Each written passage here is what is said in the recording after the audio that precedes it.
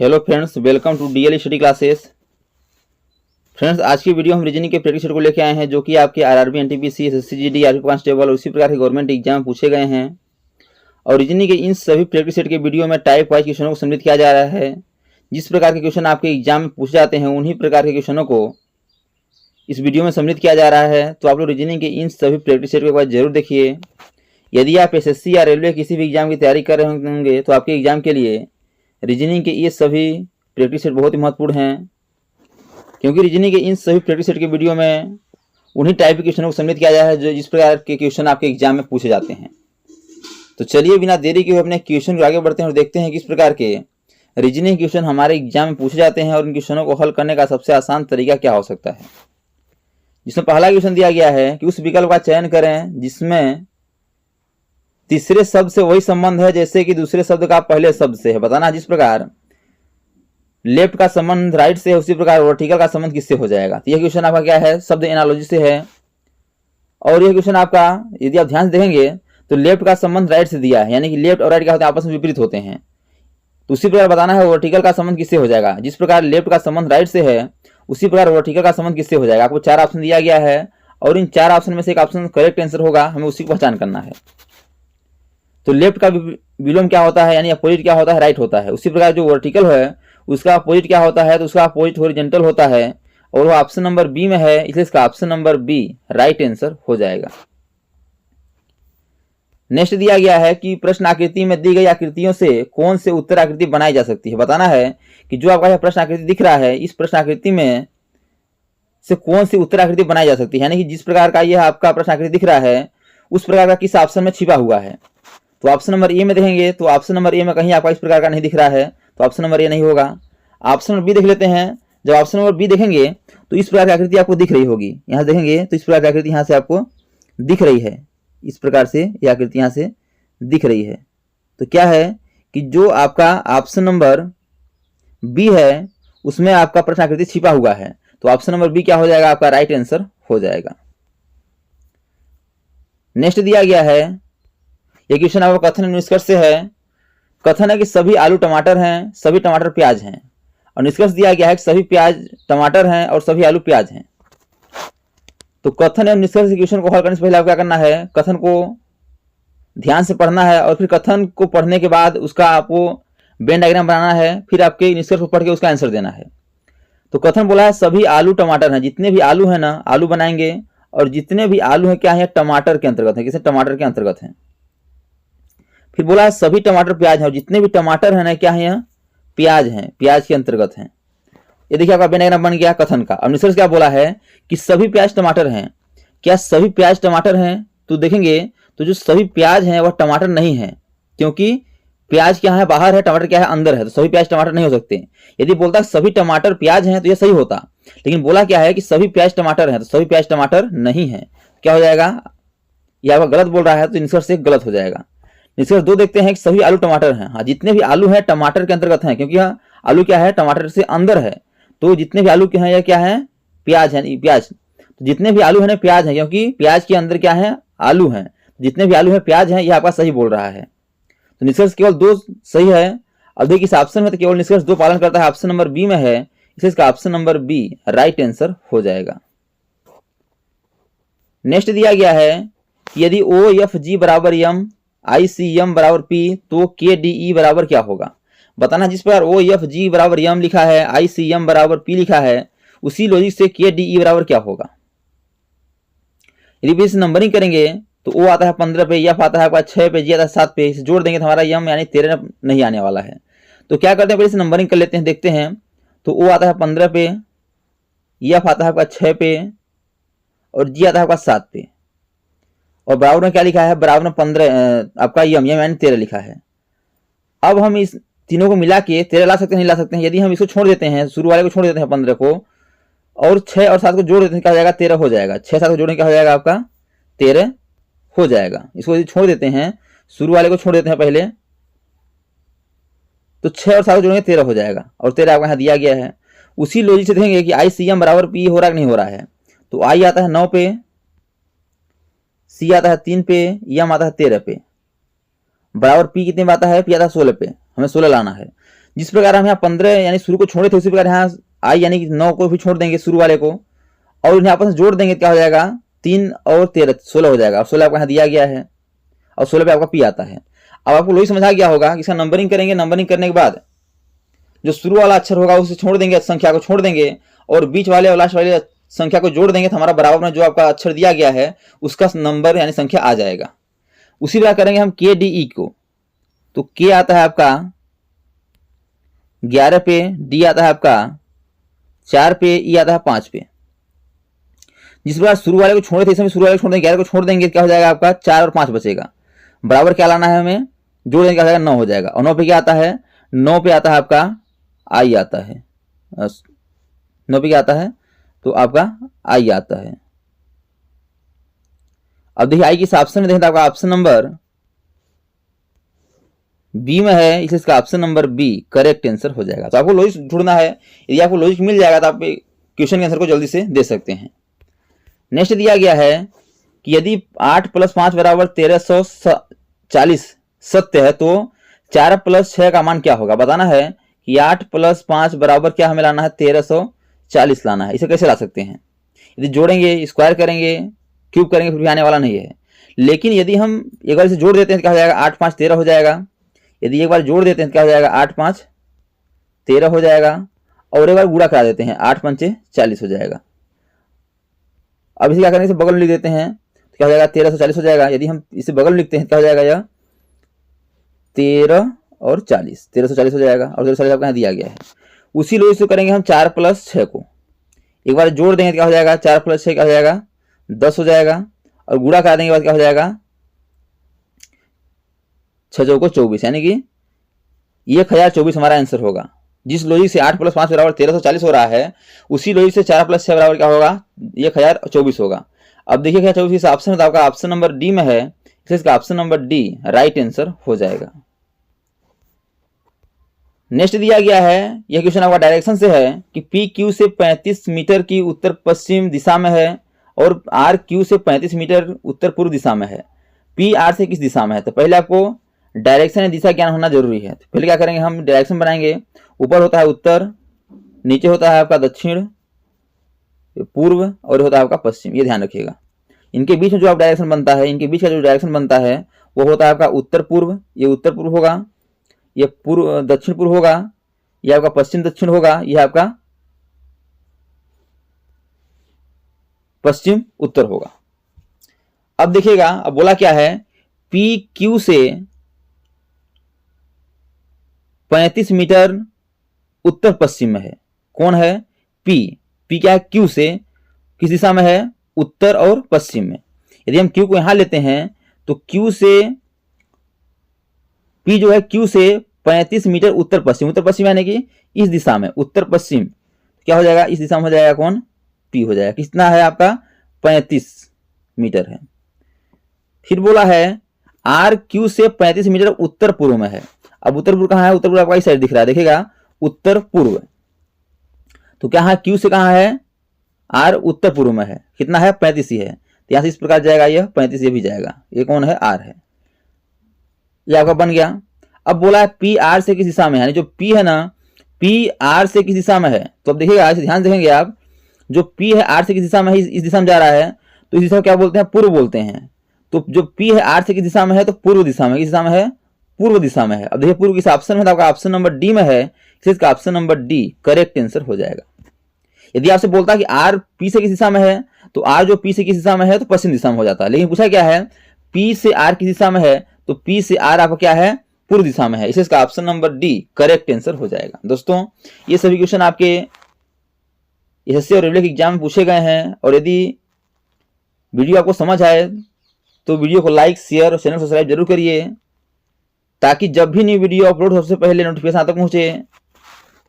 Next question दिया गया है, किसी कक्षा के सभी 50 छात्र एक सीधी पंक्ति में उत्तर की ओर मुख करके खड़े हैं। राकेश दाएं सिरे से 17वें स्थान पर खड़ा है, जबकि कमलेश बाएं सिरे से 22वें स्थान पर खड़ा है। राकेश और कमलेश के बीच कितने छात्र हैं। तो जब भी आपको ऐसा क्वेश्चन दिखे, आपको टोटल विद्यार्थी दे दे, यानी टोटल आपको छात्र दे दे, और दाएं और बाएं से क्वेश्चन आंसर पूछे, क्या करना है आपको, टोटल जितना दिया गया है और दाएं बाएं में जितने हैं उन्हें जोड़ के टोटल से घटा देंगे तो हमारा आंसर आ जाएगा। तो left plus right, left plus right, तो दाएं से कितना है, दाएं से आपका है 17 और लेफ्ट से कितना है आपका सॉरी हाँ लेफ्ट से कितना है आपका 22। यदि इसे जोड़ देंगे क्या हो जाएगा आपका 39 हो जाएगा। अब जोड़ने के बाद लेफ्ट प्लस राइट को जोड़ने के बाद टोटल में से घटा देंगे तो 50 में से यदि 39 को हम घटाते हैं तो कितना बचेगा, 11 बचेगा। यानी कि उनके बीच कितने विद्यार्थी होंगे, तो उनके बीच 11 विद्यार्थी होंगे। अब देखिए 11 किस ऑप्शन में, तो आपका ऑप्शन नंबर सी में है, तो इसका option number C correct answer हो जाएगा। तो आपको क्वेश्चन को बड़ा देख के घबराना नहीं है, जितने क्वेश्चन बड़े होते हैं उनका सोल्यूशन उतना ही छोटा ही होता है, इसलिए इसका ऑप्शन नंबर जो सी है ही आपका राइट आंसर हो जाएगा। नेक्स्ट दिया गया है कि घड़ी में 2:30 हो रहे हैं, तो घड़ी की दोनों सुइयों के बीच कितने डिग्री का कोण बनेगा। यानी कि जो आपका घड़ी हम लेते हैं, यह घड़ी बना देते हैं 3 4 5 6 7 8 9 10 11। बोला है घड़ी में कितना बज रहा है, तो 2:30। 2:30 यानी कि जो मिनट वाली सुई होगी 2 और 3 के बीच होगी, और आपका घंटे वाली सुई, और मिनट वाली सुई आपका 6 पे होगी। इस प्रकार आपका ये होगा, इस प्रकार से। अब बोला है इनके बीच का कोण क्या बनेगा, तो आपको क्या करना है, एक फार्मूला होता है, उस फार्मूले पर रखेंगे तो आपको जल्दी आंसर आ जाएगा। फार्मूला क्या होता है, थीटा बराबर, याद रखिएगा, थीटा बराबर 11/2 m माइनस 30 आवर्स, यानी एच यानी घंटे। अब इसी पर रखेंगे क्या हो जाएगा, 11/2 मिनट यानी 30 मिनट है आपका दिया गया है, 2:30 30 माइनस 30 गुड़े क्या हो जाएगा आपका घंटा, 2 घंटे, 2 घंटे कर देंगे। अब इसे यदि हल करते हैं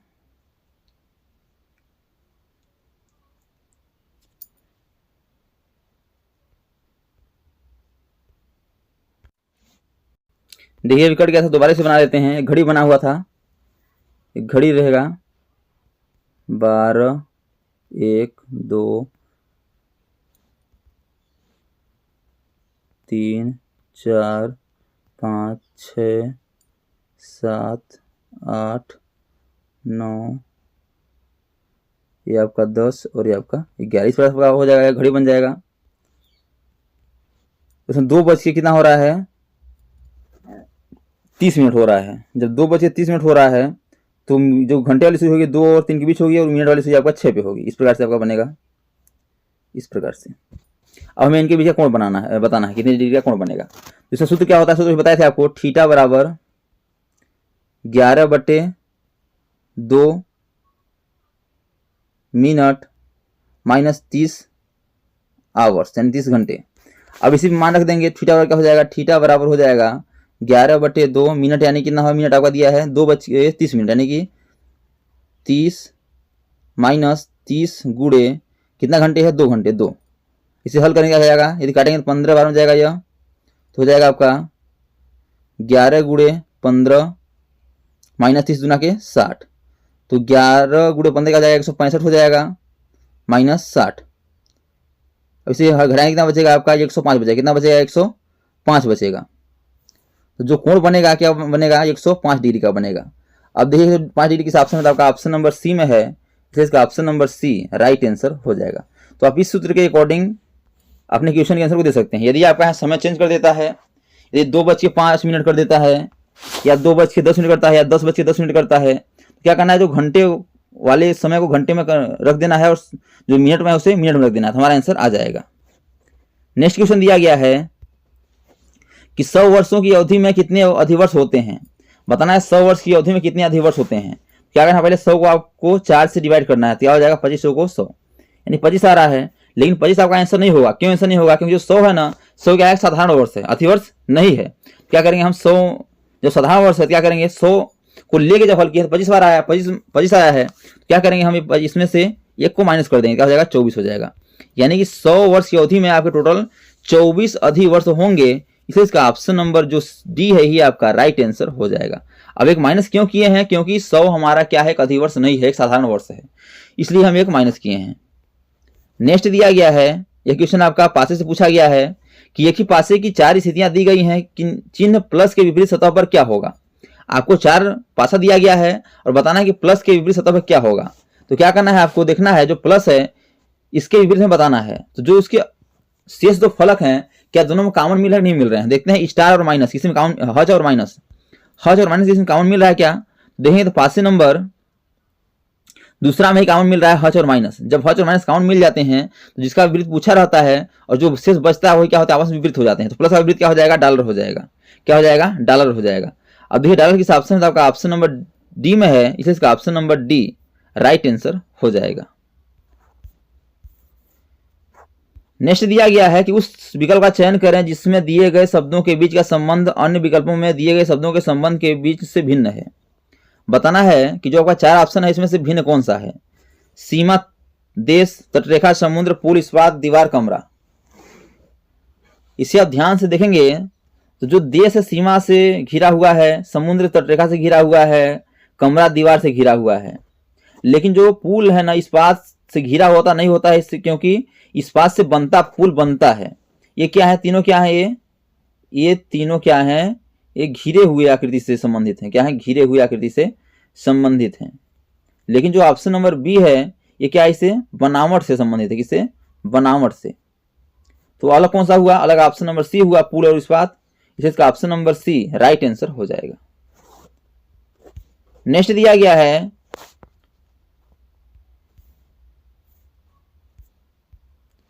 कि जिस प्रकार दूसरे पद का संबंध पहले पद से है उसी प्रकार चौथे पद का संबंध तीसरे पद से ज्ञात कीजिए। बताना जिस प्रकार 17 का संबंध 144 से उसी प्रकार 21 का संबंध किससे हो जाएगा। तो अभी ध्यान देंगे तो जो आपका 144 है या 12 का स्क्वायर है, तो आप सोचेंगे कि 17 माइनस 12 5 कर देते हैं तो 12 हो जाएगा, और 12 का स्क्वायर कर देंगे तो हमारा क्या हो जाएगा, 144 हो जाएगा। उसी लोई से 21 में से क्या करेंगे, -5 करेंगे तो क्या हो जाएगा आपका, ये 16 हो जाएगा, और 256 इसका स्क्वायर हो जाएगा। अब ये 256 किसी ऑप्शन में ही नहीं है, तो ये लॉजिक आपका इसमें नहीं लगेगा।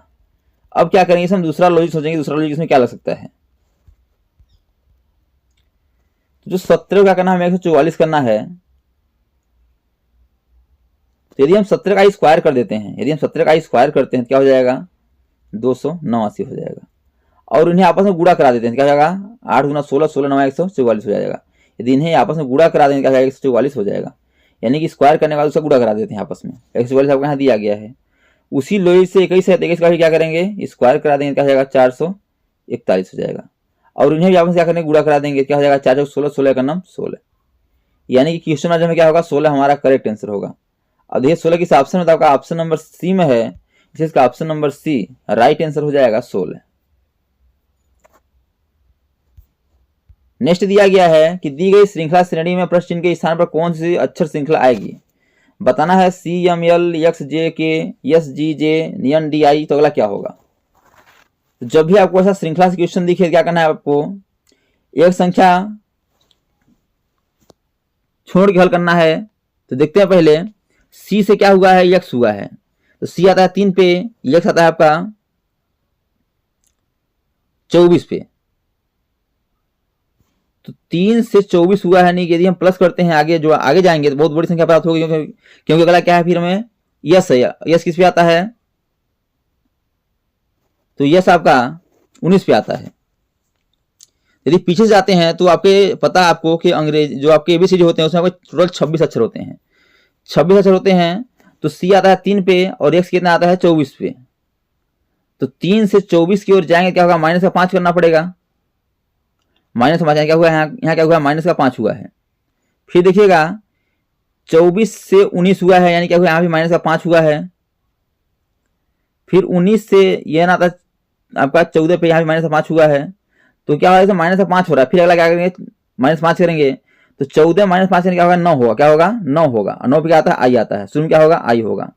पहला अक्षर क्या होगा, आई होगा। अब आई से केवल 3 ऑप्शन स्टार्ट है, तो ऑप्शन नंबर सी पहले से ही कट जाएगा। आगे मिलाते हैं तो आपका जो यम है 13 पे आता है और जी आता है आपका 10 पे। तो 13 से 10 हुआ है, माइनस का 3 हुआ है। जे आता है 10 पे, जी आता है 7 पे, यहाँ क्या हुआ है, माइनस का 3 हुआ है। फिर जी आता है 7 पे, डी आता है 4 पे, यहाँ पे माइनस का 3 हुआ है। तो क्या यहाँ पे माइनस का 3 हो रहा है। तो फिर क्या करेंगे, माइनस 3 कर देंगे, तो आपका डी आता है आपका 4 पे, और माइनस 3 करेंगे क्या बचेगा, आपका 1 बचेगा, और 1 पे आता है ए आता है, क्या आता है, ए आता है। तो क्या हो जाएगा, फिर क्या हो जाएगा, ए हो जाएगा। तो आई ए से स्टार्ट होगा, तो आई ए से केवल एक ऑप्शन स्टार्ट है, ऑप्शन नंबर बी। तो ऑप्शन नंबर बी क्या हो जाएगा, राइट आंसर हो जाएगा। अगला ऐसे करेंगे क्या हो जाएगा, आई ए एच हमारा राइट आंसर हो जाएगा। नेक्स्ट दिया गया है,